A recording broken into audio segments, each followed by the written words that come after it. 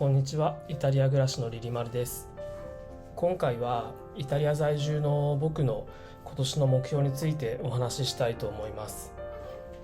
結論から言うと、今年の目標はイタリア語の学習で B1 レベルの取得になります。イタリアに限らず海外で生活するには語学が非常に重要です。で、海外で生きている日本人として語学の重要性についてお話しできればと思ってます。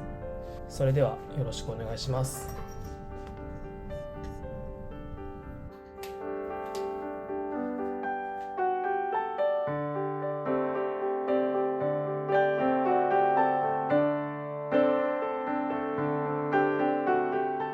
このチャンネルではイタリアでの暮らしの様子や感じたことを紹介しています。よろしければ高評価、チャンネル登録、コメントいただけると嬉しいです。よろしくお願いします。新しい年が始まると1年の目標を立てたくなります。ということで僕も今年の目標を考えてみました。やりたいことはたくさんあるけど、赤ちゃんが生まれて時間の制約も大きいので優先順位をつける必要があります。いろいろ考えた結果、今年の目標はイタリア語を本気で勉強して B1 レベルに到達するということにしました。語学学習はただ新しい言葉を覚えるだけではなくて、新しい世界を開く挑戦という側面もあると思ってます。イタリアに来て2年以上経っているのに、正直まだほとんどイタリア語を使えないというのは自分でも情けないなと思っていました。これからの生活のためにもイタリア語を学ばなければと強く思うようになりました。まず語学学習ということで、僕の現在の言語スキルについてお話ししようと思います。現在僕の主要な言語スキルは日本語と英語で、日本語は当然ネイティブレベルです。英語は C1 レベルに達しています。C1 レベルっていうのはビジネスや日常生活で十分なコミュニケーションが取れるとされるレベルです。日本で大学院を卒業した頃の僕の英語のレベルはそれほど高くはなくて、 TOEIC でいうと600点ほどでした。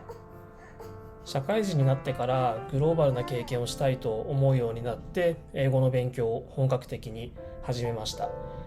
で、 C1 レベルに達するまでだいたい3年ほどかかったと思います。で、その英語力を身につけて仕事でグローバルのプロジェクトに参加したり留学をすることができたんですけれども、正直リスニングやスピーキングといった、実用面で不自由なく使えるレベルになるまでは、実際に英語を使う環境にどっぷり浸かる必要があって、さらに時間がかかったというような感じでした。日本語話者が英語を学ぶのは本当に大変だと思います。その理由の一つは、日本語と英語が言語学的距離が遠いことが挙げられると思います。で、一方で英語を習得した状態からイタリア語を習得するということは、言語学的な距離も近いので、英語を習得した時よりはハードルが低いはずと考えています。実際現時点の僕のイタリア語力でもそのネイティブの会話の内容が分かることもあるので、その点ちょっと楽観視しています。とは言っても言語の習得には長い時間と多大な努力が必要になります。継続力がものを言う世界だと思います。英語を習得したという成功体験があるので、イタリア語も習得できる自信はあるんですけど、それは簡単に習得できるっていう意味ではないと思います。学習を習慣化して継続する、そのエネルギーを投下するに見合うモチベーション、それがキーになると考えています。なぜイタリア語の習得が必要なのか、その理由についても言語化しておきたいと思います。正直これまでイタリア語の学習に本腰を入れる気にはなれませんでした。というのもキャリア的損得感情が働いていたのが大きいと思ってます。例えば英語を話せることで仕事の幅だったりその機会っていうのも増えると思います。でもイタリア語を話したところでイタリアでの機会しか増えないし、そんなキャリアにおいてインパクトがあるものではないと思っていました。でこれからもずっとイタリアにいるかわからないという事実が、その本格的なイタリア語の学習というところの二の足を踏ませていました。一方でプライベートの充実という点で、特に妻の家族とのコミュニケーションだったり、イタリアでの生活をより自由なものにするという点で、イタリア語の習得は非常に重要だとは思っていました。そんな中、子供が今回生まれて、でこれからの人生を考えた時に、イタリア語の習得の重要性を改めて認識することになりました。でこれまでは、重要だけど特に緊急ではないなというような位置づけだったんですけれども、今は子供が生まれたということで緊急度が上がって、その学習の優先度が跳ね上がったというような状況です。話してきた通り、僕は英語を習得していますが、イタリアでの生活において英語だけでは限界があります。イタリアの英語力はEFEPI という指標によると、ヨーロッパでの順位が35カ国中26位ということで、フランスやスペインよりも下位らしいです。でミラノで通っていた大学院だったり、今働いている会社では英語が通じるので問題ないんですけれども、一歩外を出るとやっぱり英語だけで生きていくっていうことはちょっと厳しいものがあります。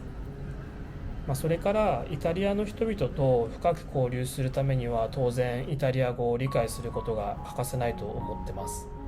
英語が通じる場面ももちろんあるんですけど、イタリア語を話せることでより人々との距離が近くなったり、心の通ったコミュニケーションができるようになると思います。でイタリアにいるのに堅くなに英語でコミュニケーションを取ろうとするのはやっぱり人々との壁を作ることになりますし、イタリアに馴染もうとしていないというように映ります。特にこれからイタリアで子育てをしていこうということになると、イタリア語の重要性は本当に増すと思います。学校や保護者間のコミュニケーションも当然イタリア語だし、子どもがイタリア語を自然と習得していく中でそれがわからないというのは、悲しい気もしますし、思考と言語というのは深く関わり合っているので、息子を理解するという点でも、イタリア語を習得するのは重要なのかなと思ってます。